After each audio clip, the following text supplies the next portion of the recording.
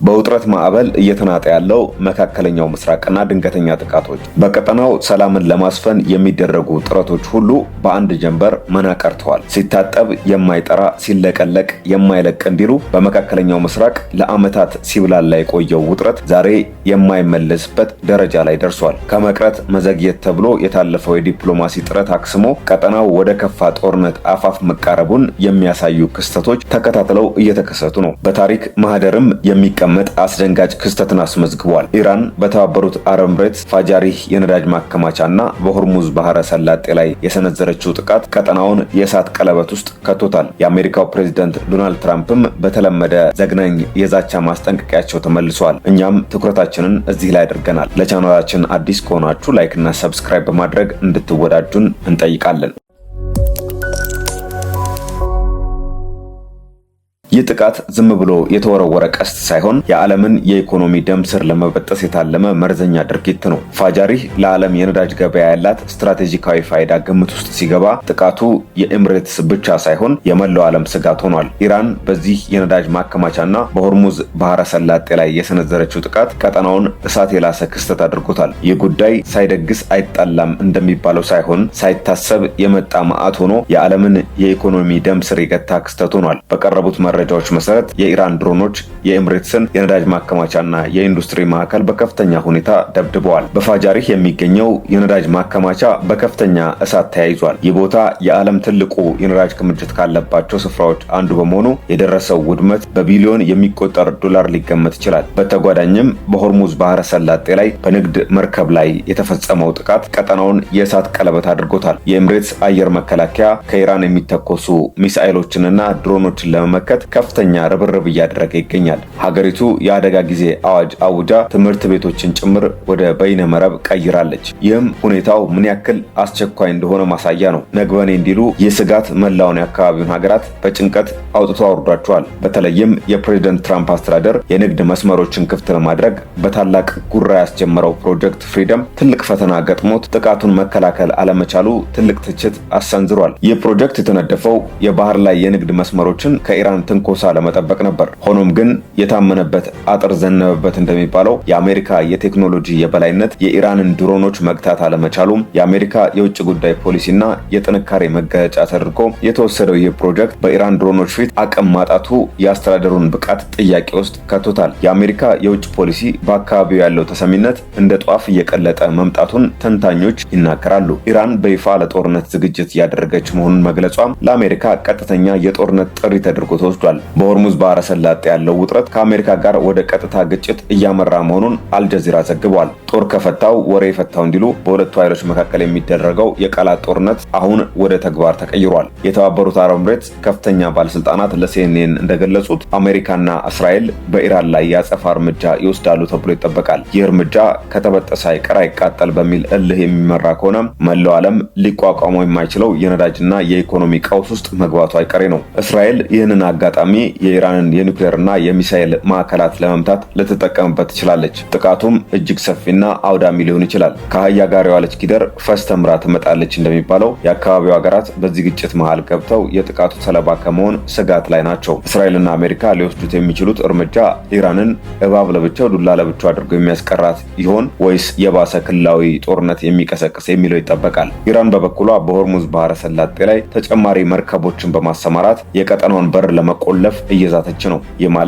ዓለም አቀፍ የነዳጅ ዋጋ በሰዓታት ውስጥ አሁንም ካለው በላይ ሰማይ ሊነካ ይችላል ማለት ነው። አሁን ያለው ሁኔታ በእንቅርት ላይ ጆሮ ደግፍ እንዲሉ ቀድሞም በፖለቲካ ትኩሳት ይቃጠል ለነበረው መካከለኛው ምስራቅ የኢራን ጥቃት ተጨማሪ ቤንዚን ሆኖበታል። ዓለም አሁን ትንፋሿን ዋጥ አድርጋ የጦርነት ድምፅ እየተጠባበቀች ነው። ከሞት የቀደመ ለቅሶ፣ ከጦርነት የቀደመ ፉከራ ውጤቱ አያምርም። የሀያላን ሀገራት ፍጥጫ ወደ ለየለት ጦርነት ካመራ እርስ በርሳቸው ሲበላሉ ለባዕድ ይሆናሉ ወደሚለው አሳዛኝ መደምደሚያ እንዳያመራ ስጋቱ ከፍተኛ ነው። ዲፕሎማሲው ሙሉ ለሙሉ ተዘግቶ የባሩድ ድምፅ ካየለ የቀጠናው ሀገራት ብቻ ሳይሆኑ መላው ዓለም በኢኮኖሚ ቀውስ መታመሱ አይቀሬ ነው። ትናንት የዲፕሎማሲ ንግግር ይመስል የነበረው ፍጥጫ ዛሬ ወደ ቀጥተኛ ወታደራዊ ግጭት ተሻግሯል። የአሜሪካው ፕሬዝዳንት ዶናልድ ትራምፕ ከፎክስ ኒውስ ጋር በነበራቸው ቆይታ የሰጡት መግለጫ ዝም ብሎ ማስጠንቀቂያ ሳይሆን ኢራን ከምድረ ገጽ ትጠፋለች የሚል አስደንጋጭና የመጨረሻ የጦርነት አዋጅ ነው። ትራምፕ በንግግራቸው አሜሪካ ታጥቆ የታጠቀን አይፈራም በሚል መንፈስ ዘመናዊ የጦር መሳሪያዎቻቸውን ለመጠቀም ወደኋላ እንደማይሉ ገልጸዋል። አንዲት ሀገር ከምድር ገጽ ትጠፋለች የሚል ቃል ከዓለም ልዕለ ኃያል ሀገር መሪ ሲወጣ ጉዳዩ ከቀጠናዊ ግጭት አልፎ ወደ ዓለም አቀፍ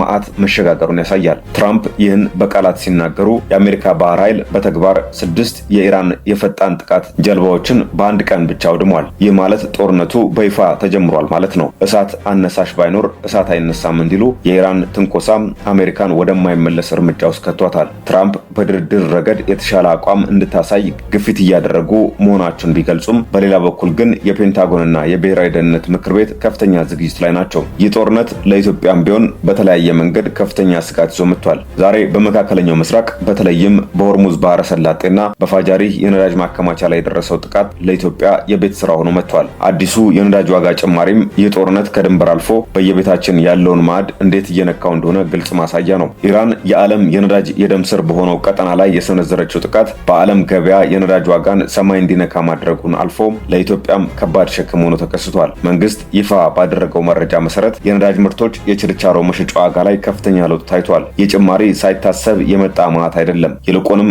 በሆርሙዝ ባህረ ሰላጤ ላይ የደረሰው የንግድ መርከቦች ጥቃትና የኢራን ድሮኖች በፋጃሪ ያደረሱት ውድመት በቀጥታ የነዳጅ አቅርቦት ሰንሰለቱን በማወቁ የመጣ ውጤት ነው። ይህም የዚህ ጦርነት የመጀመሪያው ሰለባ እኛ መሆናችንን ያሳያል። ትራምፕ ኢራንን የማጥፋት እርምጃ ከጀመሩ የነዳጅ ዋጋ ዛሬ ካለበትም በላይ ሰማይ ሊነካ ይችላል። የነዳጅ ዋጋ መጨመር በሀገር ውስጥ ምርቶች ላይ የሚያመጣው የዋጋ ንረት ገና ከወዲሁ ስጋት ፈጥሯል። የኢትዮጵያ ገቢና ወጪ ንግድ በከፍተኛ ሁኔታ በቀይ ባህርና በኤደን ባህረ ሰላጤ ላይ የተመሰረተ ነው። የሆርሙዝ ወሽመጥ ጦርነት ወደ ቀይ ባህር ከተስፋፋ አጥፊና ጠፊ ባልታወቀበት ሁኔታ የኢትዮጵያ ኢኮኖሚ በቆምክበት ቆየኝ የሚል አደጋ ውስጥ ይወድቃል። የነዳጅ ዋጋ መጨመር በራሱ ብቻ አያበቃም።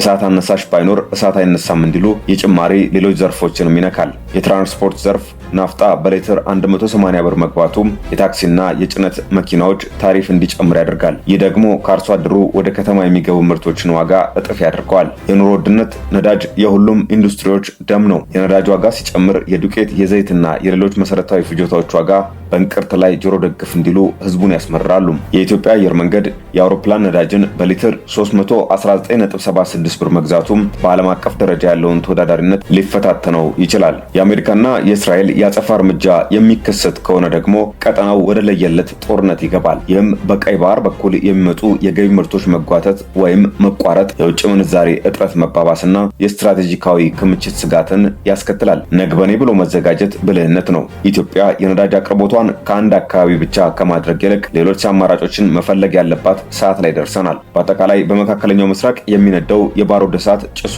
ዛሬ ኢትዮጵያ ገብቷል። የነዳጅ ዋጋ መጨመሩ የማስጠንቀቂያ ደወል ነው። መንግስትና ህዝቡ ይህንን አስቸጋሪ ጊዜ ለማለፍ የምጣኔ ሀብት ጥንቃቄ ማድረግ ያለባቸው ወቅት ነው። እሳቱ እስኪበርድ ድረስ በቁጠባ መኖርና አማራጭ የኃይል ምንጮችን ማሰብ የግድ ይላል። ኢትዮጵያ በዚህ ፍጥጫ መሃል የዲፕሎማሲ ሚዛኗን ጠብቃ የዜጎቿን የኑሮ ጫና ለማቃለል አስቸኳይ የኢኮኖሚ መከላከያ እርምጃዎችን መውሰድ ይኖርባታል። ዛሬ ዓለም በአንድ እግሯ ቆማለች። የትራምፕ ንግግርና የኢራን ጀልባዎች መውደም ቀጠናው ወደ ከፋ የደም መፋሰስ እያመራ መሆኑን ያሳያል። በሀገር ውስጥ የታየው የነዳጅ ዋጋ ጭማሪ ደግሞ እሳቱ ባይደርስ ጭሱ ይደርሳል እንደሚባለው የጦርነቱ ጠባሳ በየቤታችን መግባቱን ይጠቁማል።